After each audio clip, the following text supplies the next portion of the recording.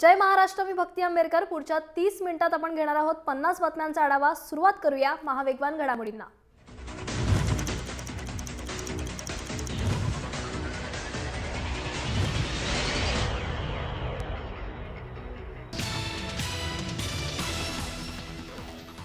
कृषी विभागाचे अतिरिक्त मुख्य सचिव भगवान साय यांना मुख्यमंत्र्यांनी सक्तीच्या रजेवर जाण्याचे आदेश दिलेत। भगवान यांनी मुलाच्या अंत्यसंस्कारासाठी गेलेल्या सहसचिवांना रजेचा लेखी अर्ज कुठे आहे अशी विचारणा केली आणि त्याचे तीव्र पडसाद मंत्रालयात उमटले। त्यानंतर मुख्यमंत्र्यांनी आज भगवान सहाय यांना सक्तीच्या रजेवर जाण्याचे आदेश दिले।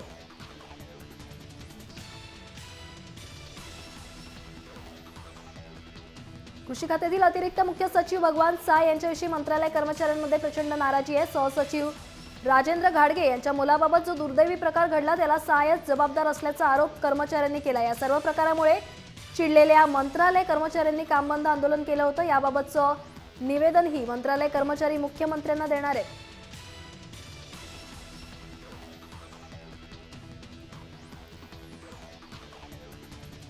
शिवसेनेचे मंत्री अर्जुन खोतकर यांनी मुख्यमंत्री देवेंद्र फडणवीस यांची भेट घेतली आणि चौकशीसाठी तयार असल्याचं त्यांनी सांगितलं। जालना कृषी उत्पन्न बाजार समितीमध्ये कायदा धाब्यावर बसून 500 कोटींचा खोतकर यांनी घोटाळा केल्याचा आरोप आपच्या प्रीती मेनन यांनी केला होता आणि त्यानंतर या प्रकरणात माझी प्रतिमा मलिन करण्याचा प्रयत्न होत असून सत्य बाहेर यावं यासाठी चौकशी व्हावी असं निवेदन खोतकर यांनी मुख्यमंत्र्यांना दिलंय।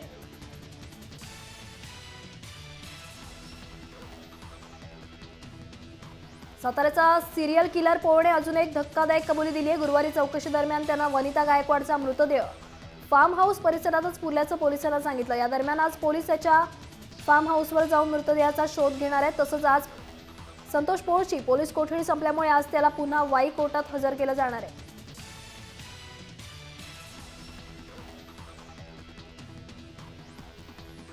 कोर्टाने सगळीकडेच नाक खुपसण्याची गरज नाही, डोकं ठिकाणावर ठेवून कोर्टानं निर्णय घ्यावा। कोर्टानं दहीहंडीला नियमावलीत अडकवलं आहे, मग आता काय स्टूलावर उभं राहून दहीहंडी फोडायची का असा सवाल मनसे अध्यक्ष राज ठाकरे यांनी केलाय। बुधवारी कोर्टाने 18 वर्षांखालील गोविंदांना दहीहंडीत सहभागी होण्यास नकार दिला आणि त्याला राज ठाकरेंनी आक्षेप घेतलाय।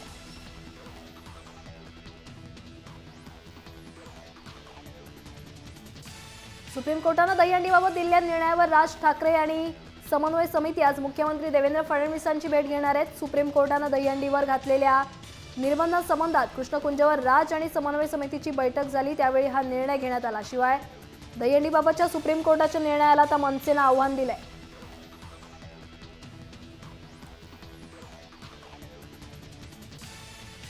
दहीहंडीबाबतच्या सुप्रीम कोर्टाच्या निर्णयाला आता मनसेनं आव्हान दिलंय। मनसे ठाण्यातल्या गावदेवी मैदानात 9 थरांची दहीहंडी लावणार असून ही हंडी फोडणाऱ्या पथकाला 11 लाखांचं बक्षीस मनसेनं जाहीर केल्याशिवाय गुन्हा दाखल झाला तरी चालेल, आम्ही आमची संस्कृती जपणार अशी भूमिका मनसेचे ठाणे शहराध्यक्ष अविनाश जाधव यांनी घेतली आहे।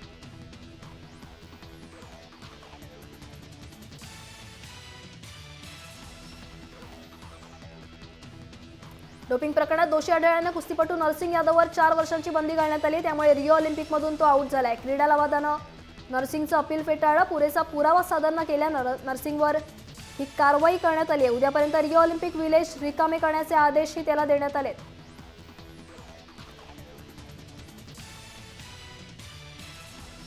बॅडमिंटनपटू पीव्ही सिंधूनं रिओ ऑलिम्पिकच्या फायनलमध्ये धडक दिली। ऑलिम्पिकच्या फायनलमध्ये धडक देणारी पीव्ही सिंधू ही पहिली भारतीय महिला बॅडमिंटनपटू ठरली आहे। सिंधूनं जपानच्या ओकुहारा नोझोमीवर 21-19 आणि 21-10 अशा 2 सरळ सेटमध्ये मात केली। आज फायनलमध्ये सिंधूसमोर स्पेनच्या कॅरोलिन मारिनचं आव्हान असणार आहे।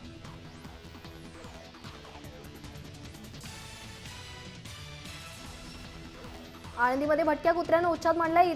इथल्या 70 जणांना या कुत्र्यानं चावा घेतल्याचा दावा स्थानिकांनी केलाय। आळंदीतील मुख्य बाजारपेठेत ही घटना घडली। भटक्या कुत्र्याने अचानक हल्ला केल्याने काही काळ घबराटीचं वातावरण निर्माण झालं होतं, तर समाधी मंदिराच्या परिसरातही दर्शनासाठी आलेल्या भाविकांना या कुत्र्यानं चावा घेतलाय।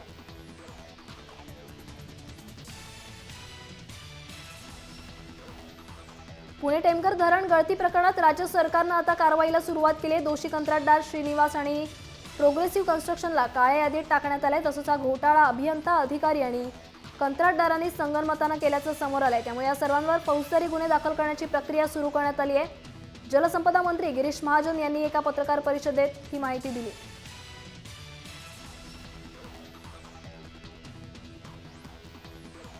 डाळीच्या किमतीवरून नारायण राणेंनी मोदी सरकारवर टीका केली आहे। मॉलमधून डाळ वाटणार असल्याचं सरकारनं जाहीर केल्यानंतर राणेंनी त्यावर टीका केली आहे। हे सरकार गरीब धार्जिणं नाही तर मॉलवाल्यांचं असल्याचं राणे यावेळी म्हणाले। तूर डाळ रेशनवर नाही तर आता मॉलमधून मिळणार याचा राणेंनी चांगलाच समाचार घेतला।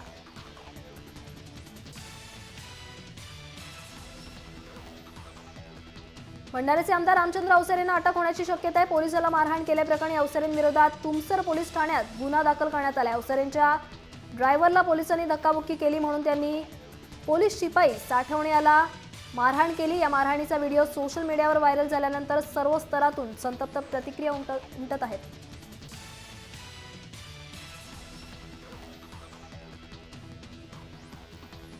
कर्जतचे आमदार सुरेश लाड यांना अटक होण्याची शक्यता आहे। भूसंपादन उपजिल्हाधिकारी यांना मारहाण केल्याप्रकरणी त्यांच्यावर कर्जत पोलीस ठाण्यात गुन्हा दाखल झाला आहे। दरम्यान या प्रकरणी राजपत्रित अधिकारी आक्रमक झालेत। लाड यांनी भूसंपादन उपजिल्हाधिकारी अभय कलगुटकर यांना मारहाण केली होती। त्याविरोधात सर्व राजपत्रित अधिकारी आक्रमक झालेत आणि पुढील दिशा ठरवण्यासाठी शुक्रवारी दुपारी बैठक बोलवण्यात आली आहे।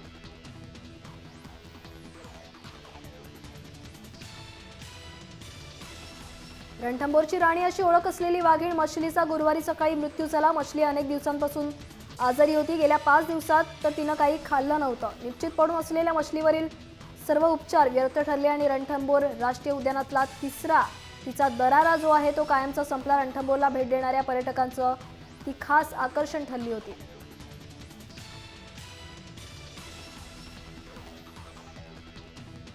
विहिरीत पडलेल्या बिबट्याला बाहेर काढण्यात वनविभागाला यश आले। अकोल्यातल्या चिंचोली वरखेड गावातल्या विहिरीत हा बिबट्या पडला होता। विहिरीत असलेल्या पंपाच्या सहाय्यानं बिबट्या रात्रभर तग धरून राहिला होता। विहिरीत खाट सोडून बिबट्याला बाहेर काढण्यास वनविभागाला यश आलं।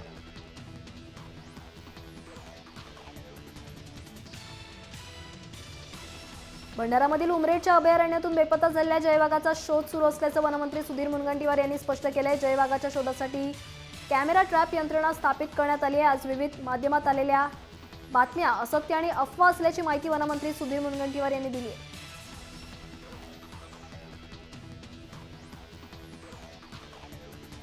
दुष्काळात होरपळणाऱ्या उस्मानाबाद जिल्ह्यातील डोंजे हे दुर्गम गाव विक्रमादित्य सचिन तेंडुलकरनं दत्तक घेतले। संसद आदर्श ग्राम योजनेत सचिननं महाराष्ट्रातलं पहिलं गाव म्हणून डोंजेची निवड करून महाराष्ट्राशी असलेलं आपलं नातं जपलंय। डोंजे हे गाव सचिननं दत्तक घेतल्यानं आता या गावचा कायापालट होईल अशी आशा आता पल्लवित झाल्या।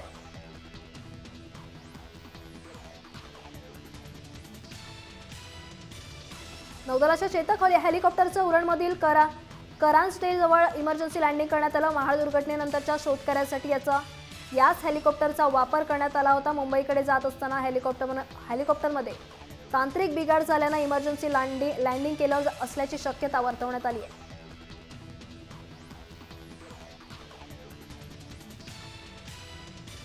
लातूर जिल्ह्यातील निलंग्यामध्ये गावगुंडांनी शेतकरी महिलेला बेदम मारहाण केल्याची घटना समोर आली आहे। ही महिला कसत असलेल्या गायरान जमिनीवर ताबा मिळवण्यासाठी गावगुंडांनी महिलेवर हल्ला केला। तसंच उभ्या पिकात जनावरं सोडून पिकाची नासाडी केली।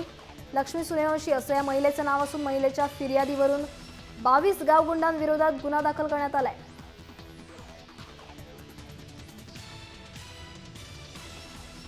मुंबईतील हिरानंदानी हॉस्पिटलमधील किडनी रॅकेट प्रकरणी अटकेत असलेल्या हिरानंदानी हॉस्पिटलच्या 5 डॉक्टरांना जामीन मंजूर झालाय। अंधेरी कोर्टानं या 5 डॉक्टरांना 30,000 रुपयांच्या जातमुचलक्यावर जामीन मंजूर केलाय।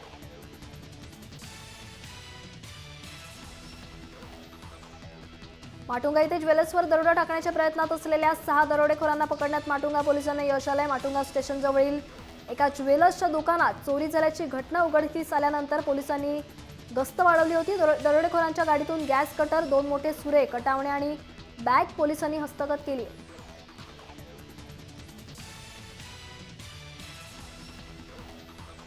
नाशिकच्या त्रिमूर्ती चौकात बसचे ब्रेक फेल झाल्यानं अपघात झालाय। सिटी बसनं रिक्षा आणि मोटारसायकलला धडक दिली। अपघात सिग्नलवर झाल्यानं मोठी दुर्घटना टळली, पण या अपघातामध्ये 2 जण किरकोळ जखमी झाले।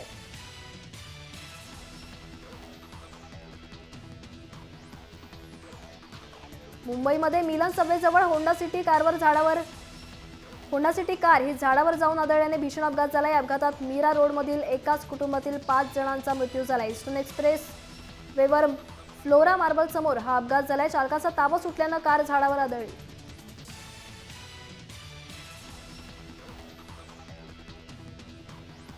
मुंबईत 8 दिवस 20% पाणी कपात करण्यात येणार आहे. गुंदवली ते ठाणे इथल्या कापूरबावडीपर्यंतच्या जलबोगद्यातून पाणी पुरवठा सुरू करण्यासाठी तानसा वैतरणा आणि अप्पर वैतरणा या जलवाहिन्यांना जलबोगदा जोडण्यात येणार आहे. त्यामुळे 22, 23, 26, 27, 30, 31 ऑगस्ट आणि 1 सप्टेंबर या कालावधीत मुंबईत 20% पाणी कपात करण्यात येणार आहे.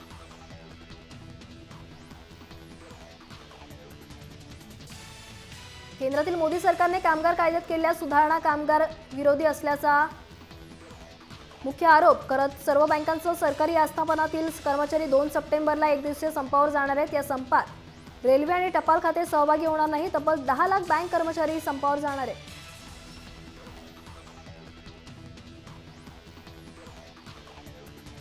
मुंबई अग्निशमन दलाचे जवान आता वेगाने दुर्घटनास्थळी पोहोचतील आणि बचाव कार्य सुरू करू शकतील, कारण GPS आणि GIS तंत्रज्ञानावर आधारित यंत्रणेमुळे माहितीची देवाणघेवाण अचूक होईल आणि वाहतूक कोंडीला बायपास करून अग्निशमन दल दुर्घटनास्थळी पोहोचणार आहे. ही यंत्रणा उभारण्यासाठी महापालिका 62 कोटी 52 लाख रुपये खर्च करणार आहे. असा प्रस्ताव स्थायी समितीत मांडण्यात आलाय.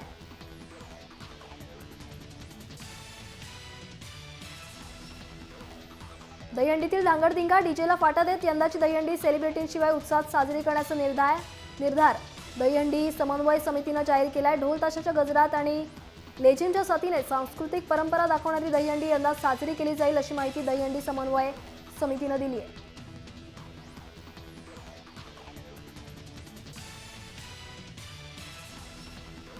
नवीन वाहन खरेदी करणाऱ्यांना यापुढे गाडीच्या एकूण किमतीच्या 1% रक्कम रस्ते सुरक्षा निधीसाठी द्यावा लागेल. या प्रस्तावित अधिभाराच्या वसुलीची अधिसूचना लवकरच निघण्याची शक्यता आहे. रस्ते अपघात रोखण्यासाठी करावयाच्या उपाययोजनांसाठी या निधीचा वापर केला जाणार आहे.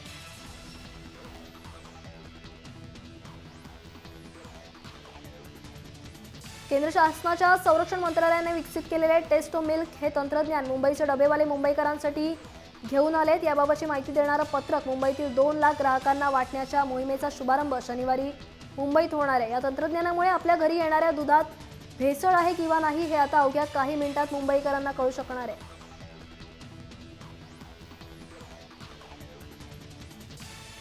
गणेशोत्सवासाठी कोकणात जाणाऱ्या प्रवाशांच्या सुविधेसाठी मध्य रेल्वेने यंदाही पनवेल ते चिपळूण गाड्या सोडल्या आहेत. गणेशोत्सव काळात अशा 36 फेऱ्या चालवण्यात येणार असून त्यामुळे चिपळूण पट्ट्यासाठी होणाऱ्या गर्दीचा ताण कमी होईल. पनवेल चिपळूण प्रवासासाठी केवळ 50 रुपये शुल्क आकारले जाणार आहे.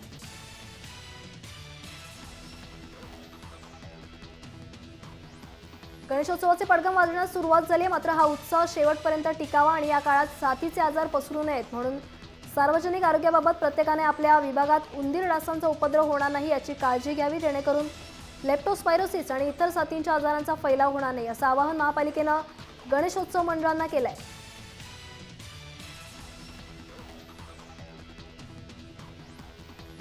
यंदा समाधानकारक पाऊस मान्सून झाल्याने शेतकरी राजा सुखावलाय. त्यामुळे यंदा खरीपासह कडधान्य आणि तेलबियांच्या पेरणीत वाढ झाली आहे. त्यामुळे डाळींचे विक्रमी उत्पादन होणार असल्याची माहिती कृषी विभागाचे अपर मुख्य सचिव भगवान साय यांनी दिली. राज्यात 101% खरीपाच्या पेरण्या झाल्या.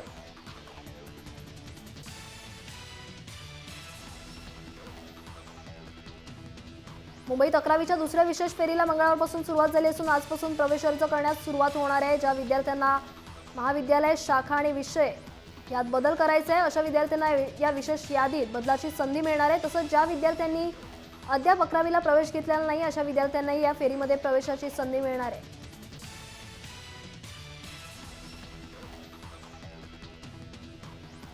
गेल्या 4 वर्षात प्रथमच शासकीय ITI मधील प्रवेश 90%वर पोहोचला. यंदा 100% ऑनलाईन प्रवेश प्रक्रियेमुळे विद्यार्थ्यांनी मोठ्या संख्येनं ITIला पसंती दिल्याचं निदर्शनास येत आहे. ITI प्रवेशासाठी एकूण 3,21,000 विद्यार्थ्यांनी अर्ज केले.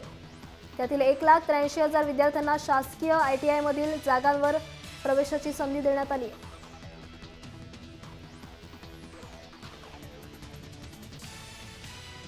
लॉ अभ्यासक्रमांच्या प्रवेश प्रक्रियेसाठी राज्यातल्या 132 पैकी केवळ 68 महाविद्यालय पात्र ठरली आहेत. यापैकी 26 महाविद्यालय मुंबई विद्यापीठाशी संलग्न आहेत. राज्यातील सर्व महाविद्यालयांनी सादर केलेल्या कागदपत्रांची पाहणी करून बार काउन्सिल ऑफ इंडियानं राज्यातील 68 महाविद्यालयांना प्रवेशासाठी परवानगी दिली, तर 24 महाविद्यालयांना मनाई करण्यात आली आहे.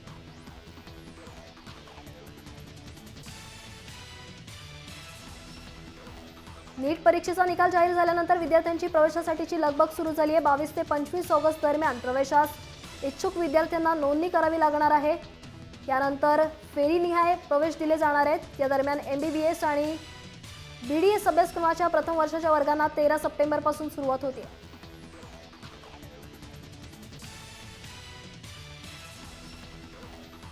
बदललेल्या अभ्यासक्रमानुसार फेब्रुवारी 2017 मध्ये 5वी आणि 8वीच्या विद्यार्थ्यांसाठी पहिल्यांदाच शिष्यवृत्ती परीक्षा होते। त्यासाठी मराठी माध्यमातून मार्गदर्शिका बाजारात विक्रीसाठी उपलब्ध झाल्यात, परंतु इंग्रजी आणि सेमी इंग्रजी माध्यमांच्या मार्गदर्शिका बाजारात उपलब्ध झालेल्या नाहीत। त्यामुळे विद्यार्थी पालकांसह शिक्षकांमध्ये गोंधळाचं वातावरण आहे।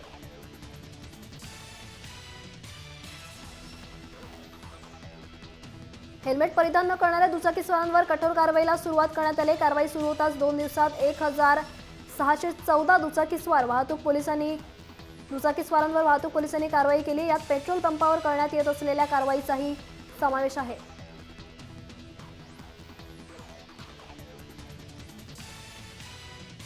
पुण्यात 11वी प्रवेशाच्या दुसऱ्या विशेष फेरीसाठी 3000 विद्यार्थ्यांनी नव्याने पसंतीक्रम दिलेत। विद्यार्थ्यांना उद्या दुपारी 4 वाजेपर्यंत पसंतीक्रम देता येतील। या फेरीसाठी 18,285 जागा उपलब्ध आहेत। विद्यार्थ्यांनी महाविद्यालयांचं कट ऑफ तपासून पसंतीक्रम भरायचे आहेत।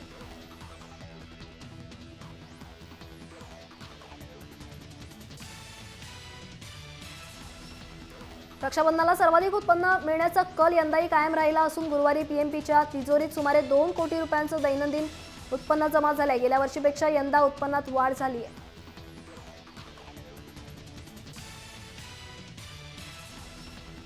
पुण्यातील रस्त्यांच्या देखभाल दुरुस्तीसाठी सुरू केलेल्या फिरत्या रस्ते दुरुस्ती पथकांची पथक हे वाढवण्यात येणार आहे। पुढील महिन्यात आणखी 8 पथकं कार्यान्वित केली जाणार आहेत। पावसामुळे रस्त्यांवर खड्डे पडल्याच्या तक्रारी वाढल्या असून जवळपास 250 तक्रारी महापालिकेच्या पथ विभागाकडे आल्या आहेत। या पार्श्वभूमीवर खड्डे बुजवण्यासाठी 8 पथकं नेमण्यात आली आहेत।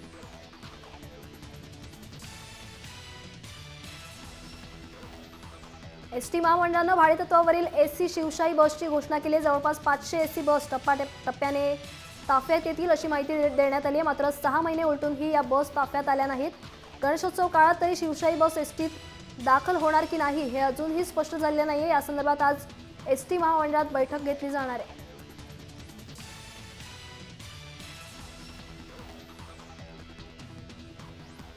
माजी लष्कर प्रमुख आणि आताचे केंद्रीय परराष्ट्र राज्यमंत्री VK सिंग यांच्यावर भारताचे लष्कर प्रमुख दलबीर सिंग यांनी गंभीर आरोप केले। सिंग यांनी सूडबुद्धीने माझी बढती रोखण्याचा प्रयत्न केला होता असा धक्कादायक गौप्यस्फोट दलबीर सिंग यांनी बुधवारी सर्वोच्च न्यायालयात सादर केलेल्या प्रतिज्ञापत्रात केलाय।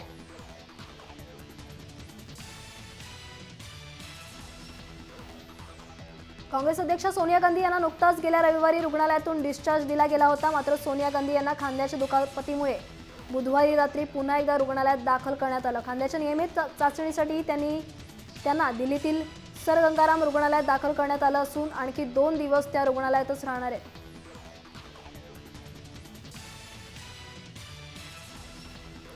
पश्चिम बंगाल सरकारने दार्जिलिंगमधील सार्वजनिक ठिकाणी सिगारेट ओढण्याबरोबरच अल्पवयीन मुलांना तंबाखू विक्रीवर बंदी घातली आहे। जिल्हाधिकारी अनुराग श्रीवास्तव यांनी या संदर्भात प्रशासनानं 15 ऑगस्टपासून सुरुवात केली असल्याचं सांगितलं।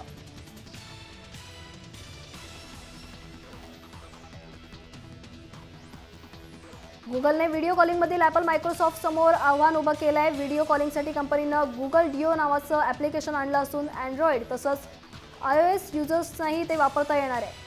ॲपल फेसटाईम, मायक्रोसॉफ्ट स्काईप या लोकप्रिय व्हिडिओ चॅट या ॲपसमोर गुगलनं तगडी स्पर्धा निर्माण केली।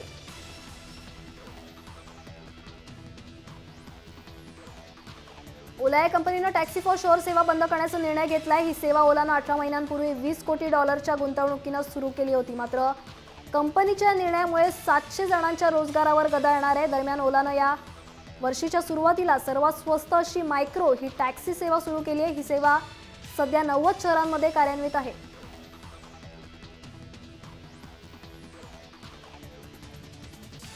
फोर्ड या अमेरिकन कंपनीनं 2021 पर्यंत विनाचालक कार बाजारपेठेत आणण्याची घोषणा केली आहे। या कारमध्ये राईड हँडलिंग आणि राईड शेअरिंग सारख्या तंत्रज्ञानाचा वापर करण्यात येणार आहे। कंपनीनं यासाठी 4 ऑटोनॉमस व्हेइकल डेव्हलपमेंट स्टार्टअपमध्ये गुंतवणूक केली आहे।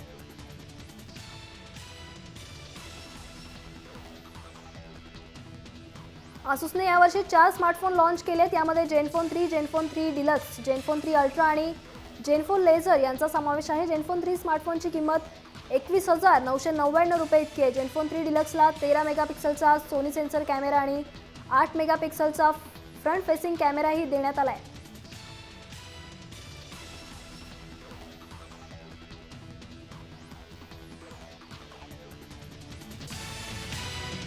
महाफासमध्ये वेळ झाली इथेच थांबण्याची. ताज्या बातम्यांसाठी तुम्ही पाहत राहा जय महाराष्ट्र, थेट अचूक बिंदास.